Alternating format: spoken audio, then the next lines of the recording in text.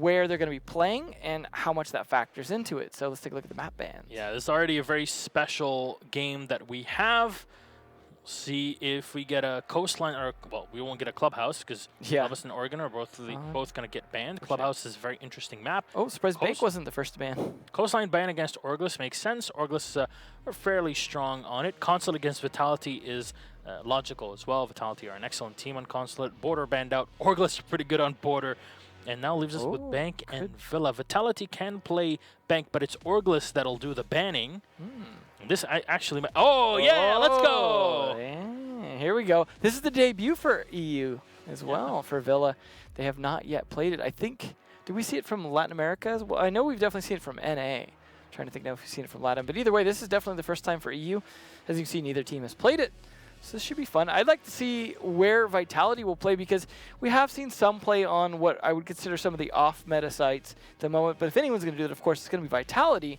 I mean, at this point, they're basically going to make up the meta. Yeah. So that's going to be very interesting to see. For once, the word interesting actually applies in its entirety onto this matchup. Not only is this a grudge match where both teams really are at each other's throat, not in real life, they're good friends in real life, but in game, it's all about that W. And, you know, both teams really want to take those 3 points away. And going on Villa, a map that we haven't seen in Europe so far, definitely is a, it spices things up, to say the least. Well, let's see what you guys think. Yeah, we'll go for our community vote, and Vitality 56, Draw 8, and OrgLess 36. And, yeah, you mentioned it. This feels about right. I mean, OrgLess still have plenty of chance, but Vitality have been on a bit of a tear lately, and I think this seems about right for that, as OrgLess have been struggling a bit more. But hey, maybe they're fitting the new guy in, you know, seeing how he works into the strategies. Now they've had some changes. Honestly, the new guy has been playing better than the others. Yeah, and I don't mean that as in, like, the new guy's doing bad. I just mean, like, sometimes throwing a new guy in kind of messes with the synergy a little bit in terms of roles and things like that. Communication, like, yeah, and such. It's a situation where, like, it takes time to kind of gel and work as one whole unit. Yeah, a cohesive unit. Either way, I think hopefully we'll be ready to get cracking on soon because I'm excited to see Villa here. This is going to be, it's always fun to see a new map. Clubhouse is, I think, not disappointed in terms of being interesting, as you mentioned. And Villa, we've seen so little of, but we've already seen a decent variety on it. Yeah, and honestly, Villa, we're going to have to, you know, give you a heads up before we start. And as Villa has rarely been played in Pro League, you'll have to live with us as we adjust to the calls to make sure that we can bring you all the action. We've played a ton of it. We've run quite a few custom games through to understand the map, but some of the call-outs are still fresh in our minds. So let's get into the game directly. On to Villa. We head to Italy, and it is dusk. It's, you know, everybody's come back from the pool, from coastline. Yes, let's set the mood. You know, coastline, sunny map, you're in Spain, you're in Ibiza, you're having fun. You come back to Italy, to your villa there, as you sit back, you grab a glass of wine and sit back and relax in your Not for these 10 guys. Yeah, that's for sure. Glass off the board first, though, from Vitality. Yeah, that's one glass that's going to be taken away.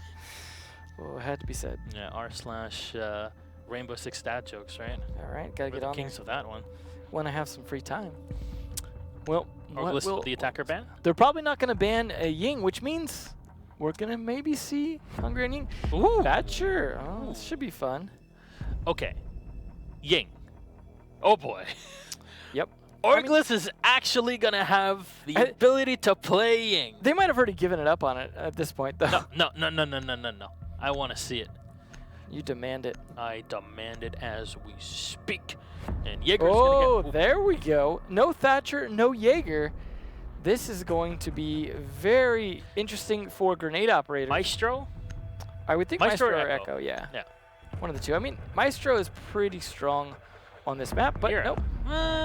Yeah, I don't know if that's a thing yet, though. Like, I don't know if it's really like a consistent enough site to really say, absolutely, this is too powerful. We have seen it done before, especially for the Aviator in games when people try and push in from study. That can be a factor.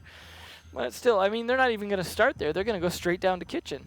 Yeah, and one thing that I really like about the fact that the Jaeger is banned is that this is the map where Sledge and Buck are very, very powerful. We've seen Buck and even Jackal, if you will, playing from below. Well, And now able that to there's- on the second floor when they're attacking the second floor, of course. But Hungry's in, and there's no ADSs to burn his Candelas. Yeah, that So- should be. Ooh.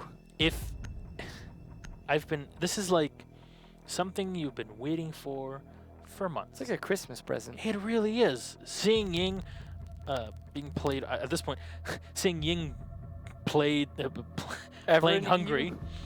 You know, at this point we just call him Ying, but still, Zephyr will switch out the Ella to the Maestros. Will play a bit more of an anchor role with, I think, the Bandit probably to take control of the laundry room, because you can penetrate that area if need be. That's some laundry, got the main hallway that spreads out. That's of course the top of the main hallway.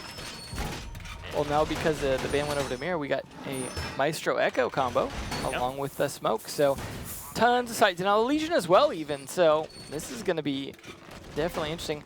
And surprisingly, they're not really bringing a ton of grenades, despite the Jaeger ban. I mean, yes, the Candelas obviously have to deal with that. The smoke grenades obviously have to deal with that. You know, Zophia's lifelines as well. But they're not bringing that Buck or IQ or anything else that's going to be directly throwing nades in. So We'll see how this works out for Hungry, because Hungry has a different play style. We always talk about him on the Ying, but rarely do we get the time and really the opportunity to dive into this sort of play style, which is what makes him so strong, is that he does not just chuck Candelas in and then go into the site. What he does is he'll chuck a first one, move, and then chuck a second one even further and keep moving, and chuck a third one and keep moving. You don't want any utility, any smokes, any C4s to take you out as you're trying to rush into a site, and the fact that you can stagger those Candelas in that way makes things so complicated. But another thing is that since the floorboards on pretty much this entire map from the top floor are destructible, what you'll see maybe is the Ying setting up those Candelas to be popped from the floor, because you can use it just like you could with a fuse. yeah, we have seen him do that before as well. I believe it was on Chalet. Used it to drop the hatch into the Even on Cafe? the bar. Yeah, it's definitely something you can do. It's just rarely done.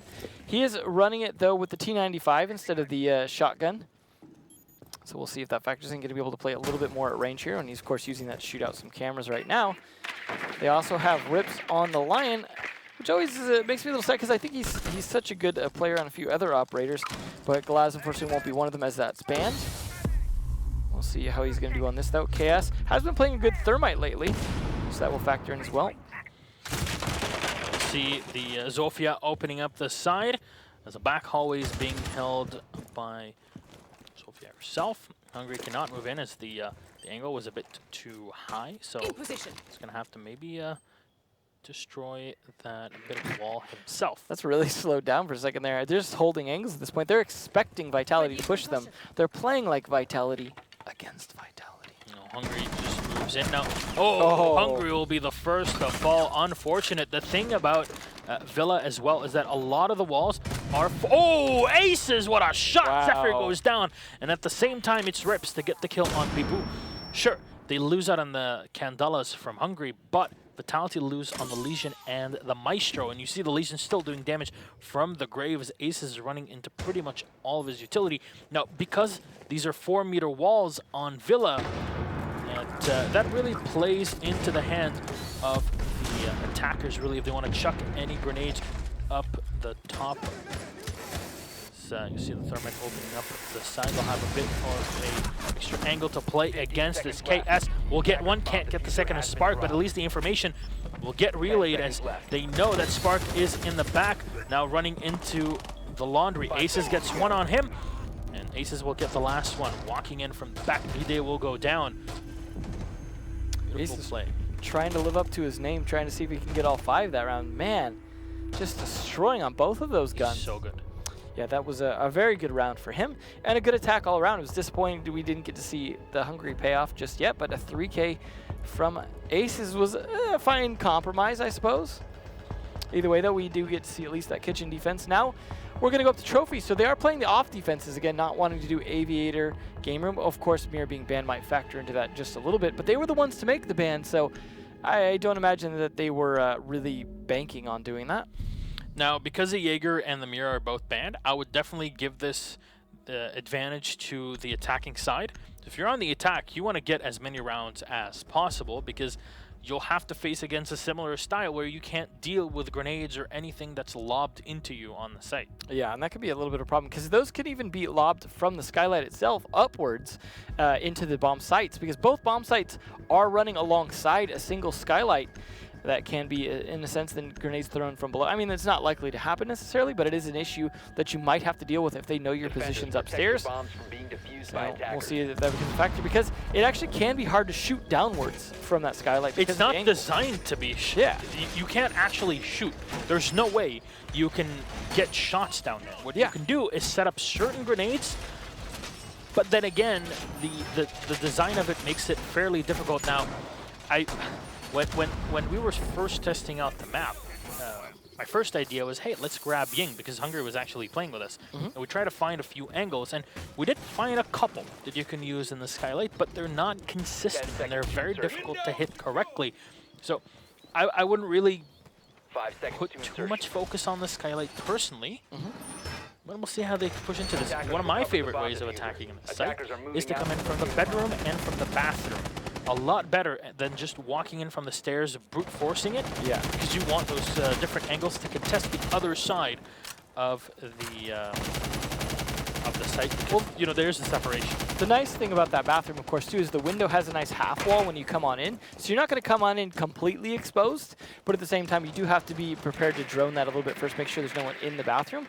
But if you do, you know, and you can start a good push from there, I think that works. But I would say overall, the #1 push on this map is almost always from ruins onto the study here, like we see, because it's such a reliable way to push onto the map. Oh.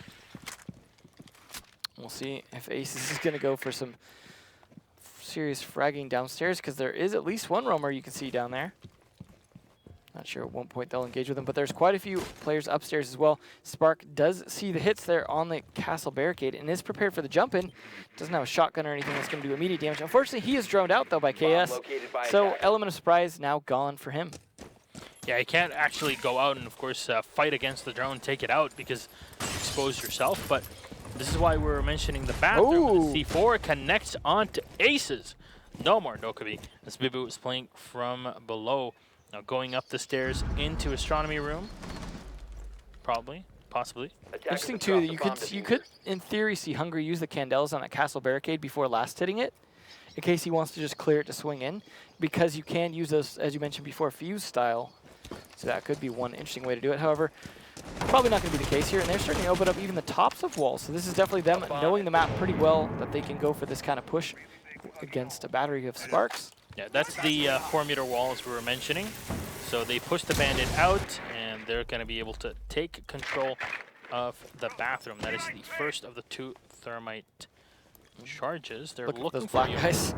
Not only that, but also the yokai, because you've seen the yokai causing some disruption early on, but it's so difficult to spot because of the textures on the roofs.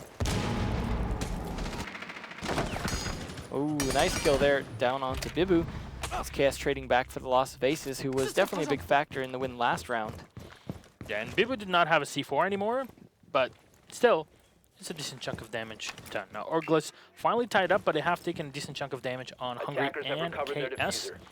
As Rips is walking into the statues. Take down the barbed wire as flashes. Oh no, that's not how you do it. Zephyr with an easy kill here. Take down Para, then Hungry will go down, as well as Rips with a spray from Spark. Last alive is KS, and that was mistimed. The Candelas alone should have been able to win the round. Unfortunately, you chuck in a flashbang right in front of the Ying and 2 players that are trying to push in. Yeah, everybody's flashed, and with the Echo playing on the opposite end of the hallway, of course, with the bandit behind the wall, peeking in from astronomy, easy kills for Vitality, who tie it up 1-1. Well, that's the case, of course, as Ying is not blinded from all flashbangs, just the Candelas, which, yeah, can definitely be problematic. We are going to see Aviator from this time, Aviator Games Rim, which I would think might be the primary, but it is a little bit early to decide which one is kind of the primary bomb site. But Vitality, of course, are not necessarily going to be an indicator of what the meta would be, because, well, they play very off meta in terms of bomb sites. We will see a Maestro potentially again. Pair, though, going to switch from the Twitch to the Sledge. Oh, Maestro going to get switched off as well. So hopefully that will be an interesting factor in the round here. Maybe the Sledge pick just coming out because of the amount of Castle that was played in the previous round. But because they won Trophy, of course, they have to switch bomb sites. You got to be expecting not to see Trophy yet again. With Spark there with 4 kills for his team. Definitely that last round especially giving him quite a few good ones. We'll see if Aces can live a little bit longer this round to be as big a factor as he was the first round. And then, of course, once all these attack rounds are done from OrgLess, we'll see them switch sides, and be interested to see which bomb sites they want to play, which defensive setups they go with. As, like we said, this is the debut for EU in terms of this map. They're going for a setup where they reinforce a lot of the wall from the study and then open up the rotate. That's a pretty common way to do it. You also, of course, can use the gun vault there that Rafael is in as a rotate, which makes for a nice little sort of U-shaped rotate that you can sit in the middle of. And that is, I think, an important part of the map design for this bomb site, which is part of what makes it a popular bomb site. But it certainly helps if you could put windows on the walls. Villa definitely lends itself to more competitive design on the floors and the map itself in general. I just hope all the really good competitive maps don't take 9 months. But either way, I mean, this one was worth the wait, I think. They did say they were not, you know, they didn't want to ship, you know, things, bad things. Yeah, well, they didn't want to ship, you know, Tower and whatnot. They're not in Pro League. Into Pro League. All right, well, KS's drone is going to get spotted and taken out. Zephyr in the hallway will fall back into the game room. Still waiting on the outside, spraying through the wall. Won't connect with anyone just yet. KS wanting to push in from the veranda. Flash going to get thrown from behind. They're always looking for a potential run out from the defenders. I like that deployable shield they had set up in the doorway too, because now they're going to have to nade that. And that's a bit of wasted utility because they were going to need to do that to be able to get through. But at least they know there's no Jaeger, right? So they don't have to burn it first before they can nade out that shield. So at least that works out a little bit in Paris' favor, as he's not going to have to accidentally waste one of those. And deployable shield is now gone, but that doesn't lead directly to a kill. So I think that works out a bit for the defenders. Rips right along the outside, holding the window for his teammates. As he goes back on the drone, an extra goo mine will get taken out. Flashbang will get thrown into the game room from the study. We saw the holes that are open before, but Bibu will connect onto Rips, taking down the Lion. Ooh, the impact nade trick. That has become very popular and working on a lot of sites now. And this is a site that it definitely works on perfectly. I wonder if Bride is the one bringing those for the team. Well, definitely worked out. Unfortunately, I think they were a little late on trying to throw out the flash and whatnot. They used the flash to try and get the grenade in there, and that did push them away, but they were a little late in actually putting the thermite charge onto the wall. You needed the grenade to play in the back. There wasn't enough information on what's happening within the game room. Drones were just not there. To remind you that Jaeger is banned, which is why you would expect more reliance on those grenades. All 3 Candelas will get chucked in by Hungry. C4 thrown out from Bibu as nothing will connect. 2 kills going the way of OrgLess here in a 4v3. Bride is still in the back. As you see, Aces rotating from behind Zephyr. He gets one. Now the last 2 are sitting inside of the vault and the bar. Well, last now is Spark playing in the classic hall. He gets spray in, cannot finish off Aces, as Aces will fall back using the gun vault to his advantage. And now the reinforced walls definitely being played by the attackers in their post-plant position.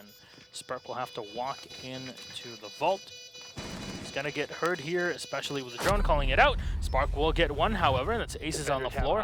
Little time as Spark gets the second one. Everything is spotted for him as well, as he'll go in for the diffuser, and that was only a fake. Cass is ready and takes him out.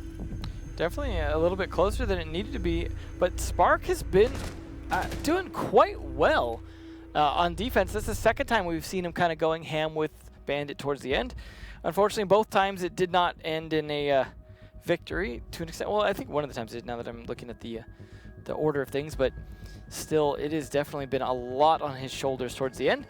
a little bit of a fumbled attack in the beginning in terms of losing that thermite charge, but it seems like they adapted. They're definitely using those not full height walls to their advantage. You saw the Candles go out over 2 of them, and then the last one going into the actual aviator room. So it is definitely working out that Hungry's still able to play on that Ying in terms of being able to do a lot with it. Maybe not getting a lot of kills necessarily, but the utility definitely working out. And we will see a second attempt at Kitchen down here and see if they're able to pull this off a little bit better this time, as this is the first bomb site they played and the first one they lost.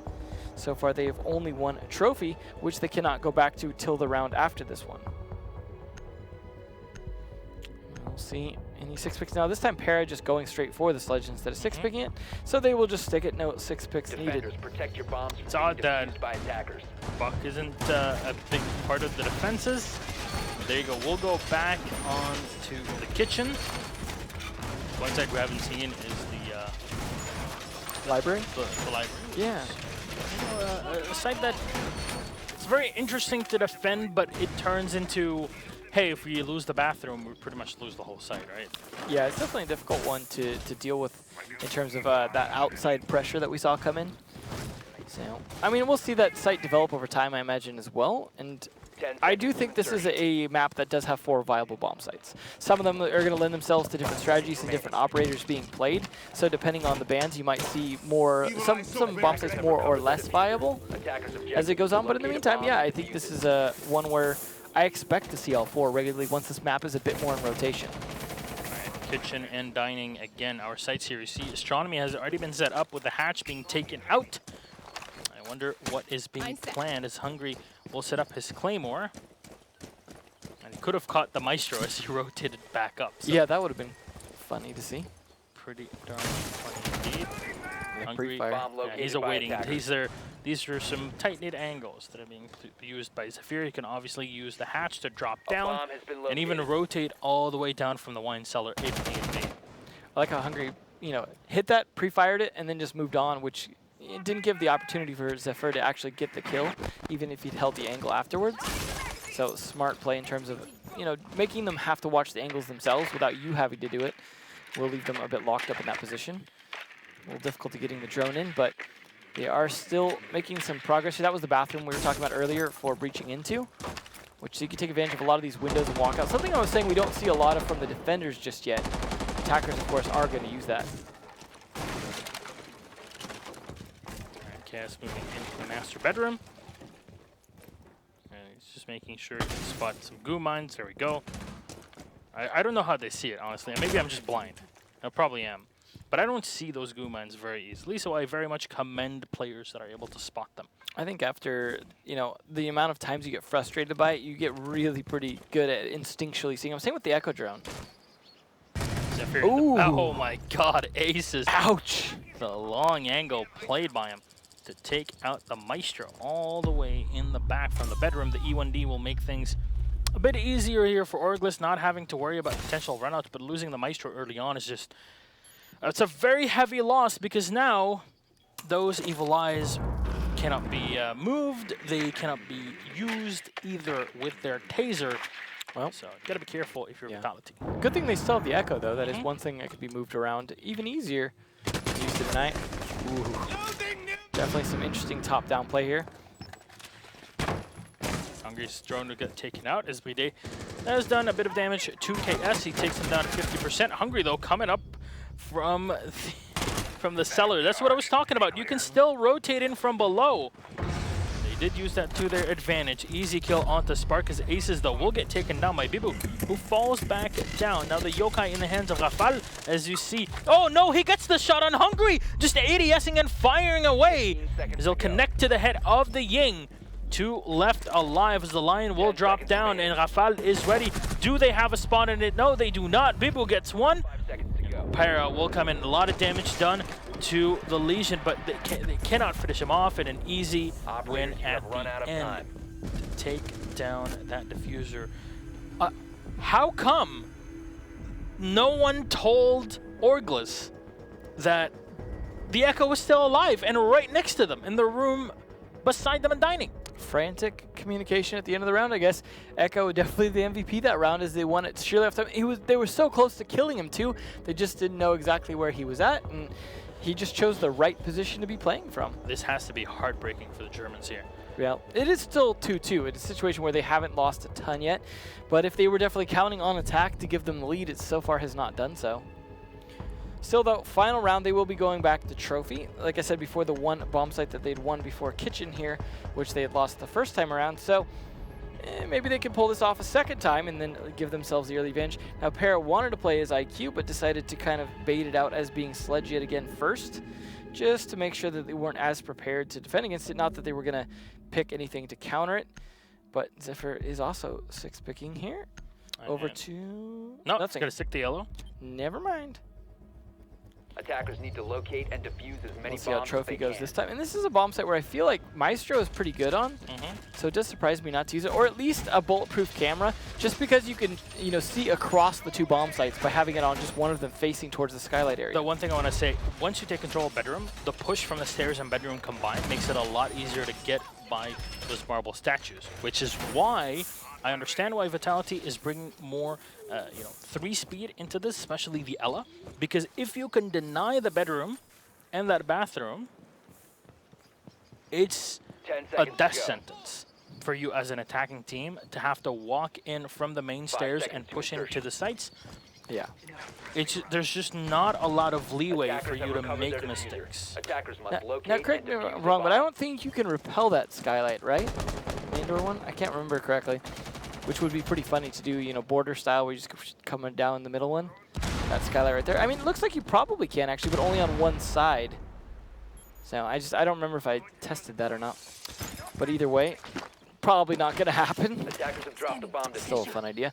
There are, now that they have the IQ and it is unexpected, those gadgets should be a little more easy prey, and that means the Yokai drone is going to be a bit more at risk, and I think that was part of the reason for switching as well, because the Echo was such a problem last round. Yep. Might as well bring out a direct counter to it, which is exactly what Para's now done. Plus, Para has also played a lot of really good Echo in the past, or Bomb IQ in the located past, by attackers. so that does not surprise me. Ooh, it looks like we're getting a little bit of the bonus of the IQ gadget showings there. That's why you're seeing all those, Good. yeah, all the meter numbers. Oh, Bandit defending his own batteries. That's literally my favorite bug in the entire game. Raptor legs is gone, so Attackers recovered the diffuser. Something has to, take the position, Yeah. I guess. Sweeping perimeter. well, he's still going to spot those as well. They don't have a Thatcher or anything to directly take those out, or a Twitch, so they're going to have to do it a little more manually, but they do have a soft wall there to pressure through, so that will help with that. 2 grenades still left as well, as a phone call and some smokes, some candelas, some flashes, 2 E1Ds, a lot of utility left for this last minute and a half. As long as they can get those drones into the right positions, figure out where this defense is set up, and KS starting to open this wall, this could get cracking here in the next few seconds. Yeah, they'll have control of the main stairs. They'll have a side entrance to get into the site. But when OrgLess played this, they ended up flashing themselves. Yeah, definitely So- was not the best. Let the Ying do the job first. Or what you can do is, chuck in your flashbangs, and then from that, allow her to come in, because that'll give you a bit more of an advantage to stagger flashes the entire time. Though Aces gets one, but gets taken down by Boo. That's only the Bandit. That's not a problem. Yeah, and that's the exact repeat of what happened last time. They do detect one, as this time Hungry will be coming in from Astronomy. He gets 1 kill on Bride. Does he find the second one? Yes, he does, but Zephyr is ready with the Ella, overpowering him with the rate of fire. Rips will get a kill as Para lands the grenade on Bibu. It's a 3v1 with 33 seconds left on the clock. Definitely doable here as Para lands the headshot on Rafal. And the third round put on the board by OrgLess. But that is 3 rounds on the attack with no Jaeger available. Yeah, that's definitely a huge advantage for them. Now they're going to have to deal with the flip side of that on defense as they switch sides. So hopefully they had a good setup prepared for that, because they're the ones who banned Jaeger, right? So they got to be prepared. Of course, when you're starting attack first, it does help to disable the defense as much as possible, as long as you're prepared to deal with it yourself, because chances are you're going to have to play maybe more than 1 round on your defense, because, well, getting a 5-0 right at the beginning is not something you can rely on getting. We're going to have Hungry on the smoke, which is good. He's been good on that. And then Maestro from Rips, I think, will be pretty fun to watch. Whereas Vitality bringing out a lot of their usuals to an extent here. Hopefully, we'll see that. And surprised to see Spark on Zofia instead of Bibu, though. Oh, Hungry actually can switch off. They're not going to go with the smoke at all, then. All right. That Vigil. I mean, looking at Aviator in game, there's only the main doorways looking into it that'll really be effective for smoke to deal with, right? It's already a lot. Yeah, but I mean, it's like the case where, let's say they start pushing into the games room from either the vault or the doorway. Those are pretty easy lines of sight to deny from the bar, where you can defend both of those, which is pretty doable. Assuming that's where they push into, of course. I think just does not want to let go of that SMG-12. No. Can't blame him. Maybe it's too good, don't you think? It's a little good. It's a little useful. But nonetheless, there will be 2 SMG-12s on the board here. We will have both the White Wings operators playing. One on either side. So Hungry, of course, though, has the benefit of having 2 good guns as well with the K1A and the SMG-12. 5 seconds left. Rips, of course, going to be bringing the Bailiff, which I think is a better choice most of the time here. He could open up some nice holes in the floor or holes in the wall once he's done reinforcing the ones they want to keep. They will be playing with the Bandit just like we saw from Vitality, and of course we'll see if they have as coordinated of plays to try and stop those Bandit walls. One thing that I like is that OrgLess are reinforcing the hallway into gun vault wall, which is something that Vitality did not do.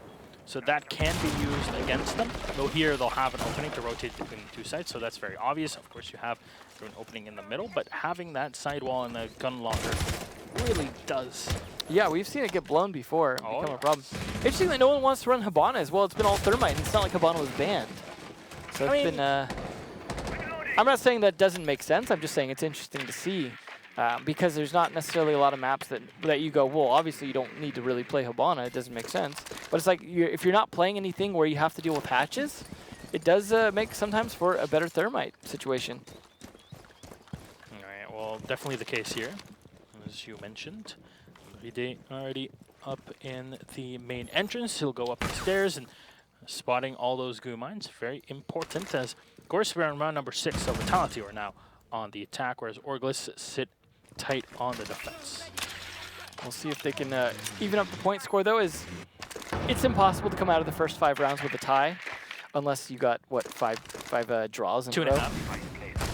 Yeah, I mean, you could get 5 draws in a row, and in theory have exactly 5-5, and would not even have to play the final 5 rounds. But if that happened, that would be some very Ripley's Believe It or Not stuff. And there goes, unfortunately, what looked like a bulletproof camera or a Maestro Evil Eye, one of the 2, is now down thanks to Spark. I'll donate $1,000 if that happens. Oh, yeah, charity. Definitely.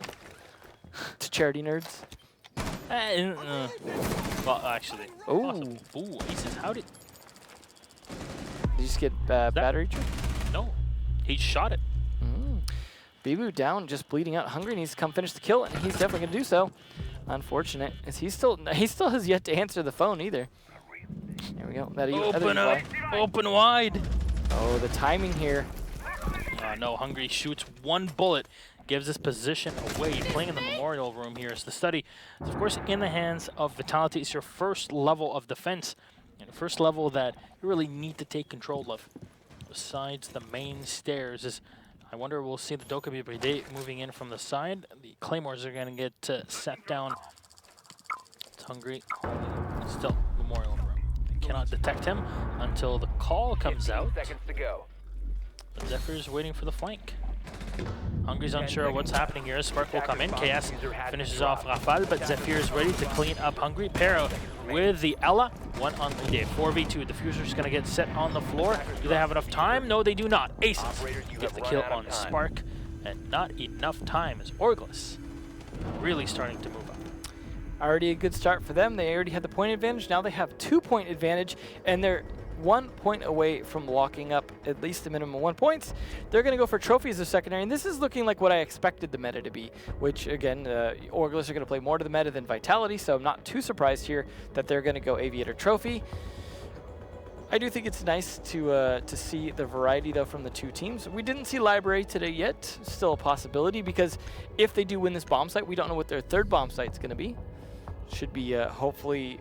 I mean, it's going to have to be one of the downstairs ones, but hopefully it'll be Library just so we see that one, since we've already seen Kitchen a couple times. See the ruin spawns here, meaning they're going to go for the usual steady attack to start with. Hungry going to be switching over to that.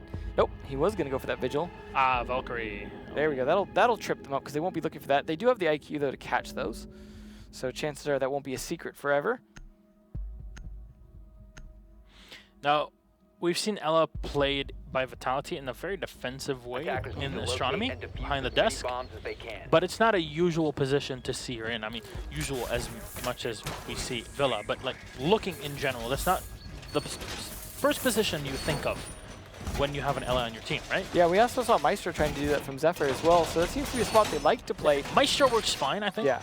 It's a fairly common position from my playtime as well. But here, yeah, unfortunately, we have to we have to talk about our own playtime because there's been very rare footage of this. I've watched some other leagues as well that have had Villa, you know, played in them, and we've seen very similar strategies to this. It's just the Ella that's a bit out of you know, out of your standard position for me at least. I want to see where Para will play. Will they try to contest that that bedroom? You see here the paint room basically is just completely closed off in terms of windows, so it's very difficult and not really viable to go through that room to go for a plan. And personally, I'd love to see one of those windows being opened. I think it's been interesting too because seeing how Jeremy does the maps in terms of the clubhouse revamp and this, it seems like window placement is an important part of the design that he's really focused on. If I remember correctly, in the way that we played this map though in testing, I think there was one of those windows that were open that you could. Was it the kitchen one? I think maybe. Or one of those ones you were talking about. Yeah, yeah, one of those three that were reinforced upstairs. Gotcha. By the paint room. Well, a lot of pressure coming into these guys upstairs. They're kind of stacked up a bit here. There's that bathroom approach that we were talking about before. Now, it is sectioned off by the half wall and the fact that that wall is reinforced, so he can get in fairly easy, but it is predictable, which is why KS gets a free goo mine in there. But now they're going to have to use one of their thermite charges to start to get some more angles, and that's going to force Aces to rotate positions. But no kills out yet, and almost a minute and a half in. Hide in the aviator room. He'll try to hold on to this position just to be sure that there's no rotations being done by the defenders. Try and catch attackers off guard on their flank. Bibu starting in with the droning on his standard IQ pick. Spark just holds in the hallway. Yeah, things have really slowed down, but this is Vitality on attack, so I am not surprised. However, they are still alive as usual. This is what works about their strategy, though, is that they don't die very often early in the round. They may not get a lot of kills early in the round either, but staying alive is kind of an important part of pushing it. Rafael will try to open another angle here. They spot Hungry moving around from below. C4 has already been set, and they're waiting until the right position. Boom! Rafael will go down. No more thermite, but the double nade from Bibu will take down Aces and Para. Hungry cannot find the angle. Now, that is a huge blow here to the attackers. Even though they got 2 kills, they still lost the thermite. I wonder where Aces and Para were. Were they in the back and just got a grenade randomly thrown onto? Oh my god. They might have just been stacked up there. Great play, guys. Great. Just stack up when there's 4-meter high walls. Well, either way, at least the important kill from Hungry came off, and then Rips is able to get another one. So it can still work out very well here for OrgLess, but with that line triggering 15 seconds left for Vitality. Yeah, they might have to run into Rips here as Zofia will rip and tear into Spark. He'll go down. He did. Making noise here on the barbed wire. Zephyr will get the plant, but not for long. So that's the statue room. KS still alive here. So 2 versus 1 technically with Hide in the back. They need to contest attackers. There you go. They'll take down 1. Rips has already come in to aid his teammate. He's reloaded. The set me will spray right into Bride. Damage done, but Bride will clutch the round. Vitality will take round number 7 and put that extra point on the board in the position where, in my opinion, it should not have happened at all. But I think it all comes down to the fact that the SMG-12 has so many gosh darn bullets in it. Makes me feel bad for Smoke, because he doesn't get nowhere near as many bullets. I think as SMG. 33 is it's a bit too much. To be fair, though, the only alternative is the DMR that you have to tap fire. So it is. I guess that's the trade-off, is that you're left with one gun that is not so great in close quarters battles and one that is very good. So you kind of have to pick the right one for the right distance, the right tool for the job. But that was a textbook Vitality round, taking most of the round to get there, getting the plant down in the last 10 seconds, and being able to stick the plant off of gunfights despite losing that thermite. So a good round from Vitality, even though it was fairly close in the end. But I credit, of course, some of that to that grenade kill, the double kill from there. That definitely changed things quite a bit in terms of giving the manpower advantage. The stack was definitely terrible position. Well, they were trying to cover for each other to make trades, so it wasn't a terrible idea. But when there's grenades still on the board and you know there's no Jaeger, yeah. Aces, though, double the next man down below him. 10 kills. Doing quite well for his team, and they are still close to map and match point here. Just got to get that one more round to lock up at least a draw. Alright, Rips setting up his evil eyes. He's not too content with his first position on the main hallway. I'm a bigger fan of... Yeah, there we go. I like to stick it on the statue, personally. But yeah, even on the side of the statue is better because it's... If you open up the wall or even peek in through the main door, you can get a grenade to get cooked on it or a Zofia charge. So it's difficult nonetheless, but it's, you know, there's always some alternatives because, you know, there's so much that you can do with the evil eyes. Yeah, I mean, definitely not as much as you could do with the black eyes, but either way, we'll see if OrgLess can lock up one more round to make it so Vitality cannot win anymore. As I mean, we know how the Vitality attacks go. It's going to be slow until they get in there, which OrgLess can take advantage of if they can just play it smart and play off time. But because Echo is not banned, the fact that they're not using him, despite the fact that Vitality did, that is a big surprise to me. Because we know that's a big weakness for them. Vitality didn't even bother to ban it. They instead banned Mira. That just seems odd to me that OrgLess would not exploit such a big open hole coming out of Vitality. Because like that last round, for example, had they had the Echo, they would have won that. So, because, I mean, you look at it, they were down to what, the last 10 seconds at most? You would have had to hit one yokai charge maybe just to win that. Bomb located by attackers. So. Spark moving into Classical Hall. He takes down the barricaded door and just comes in with the drone. Zephyr as well setting up for a drone in the staircase, so that way things are spotted and information will get relayed back to OrgLess. Rafale on the bedroom roof, as yet again, bedroom very, very important for the take. And the first position they'll thermite open is that bathroom, oh so strong bathroom we talked about, as Hungry rotates in from the wine cellar and we'll go back up into the kitchen. I wonder if he's going to go for another like pre-placed C4, something where he has an Evil Eye. One is spotted though and taken out, so that will be one less he's able to use for that. What we saw last time, he used the Evil Eye to know exactly when, or the Black Eye rather, to know exactly when to trigger his C4. So that was definitely a big factor. Now that IQ is rotated out, that might mean there's a little more opportunity for him to get away with that. Alright, still moving around, switching between all the available cameras here. You know, we won't see an Echo in this round, obviously, but we will have five extra cameras. Two of them, of course, played by Rips with his evil eyes. Spark setting up for lifelines into the trophy. There we go. He takes down the evil eye that's set right on the side wall.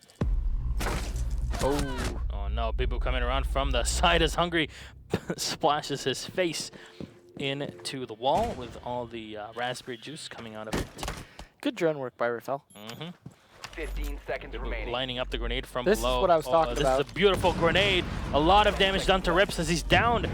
Not out just yet. Para rotating in. He'll spray right as if only he knew that he tagged Rafale, but he can't finish him off. Spark and Zephyr with a kill each. Para last man alive as he cannot get the kill on the defused planter. And Bibu and Rafale will land the last two. Vitality, very effective attack. They've mastered this. Okay, you know what? We take control of bedroom. We make sure nobody peeks us from the bathroom, and then we go up the main stairs and we win. If only they had something that could see through smoke on that round. Thinking. In that bomb site, what could it be? Either way, though, it didn't really work out. I mean, I appreciate the spray taking advantage of the 40 bullets you have in the gun. Now we get into a very complicated position because both teams desperately are in need of those points. So not a good position to be in. Definitely. I feel like, I can't remember on the scoreboard if Vitality was a bit higher than OrgLess or not, but yeah, even 1 point at this point would be nice to have, because we saw the bottom 4 versus the top 4 in EU, especially here, is a big gap, which means the longer that goes on, the harder it will be to potentially make your way up.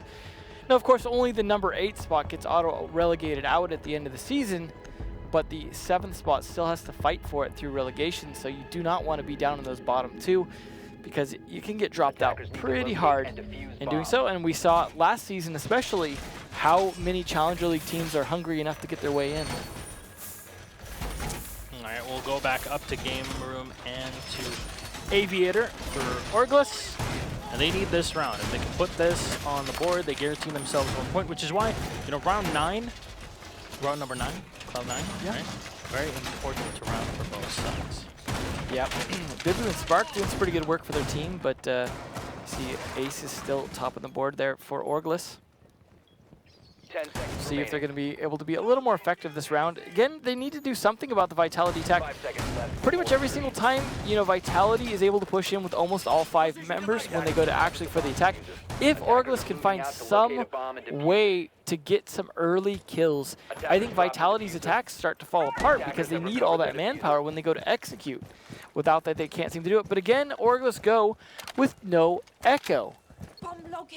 It baffles me a bit why they would not do that, unless they just had expected it. Well, obviously Vitality are going to ban Echo, so we don't need to prepare any strats for that, so they don't have any strats for that. But it still seems a bit strange to me to not take full advantage of that and instead just play off of what you know.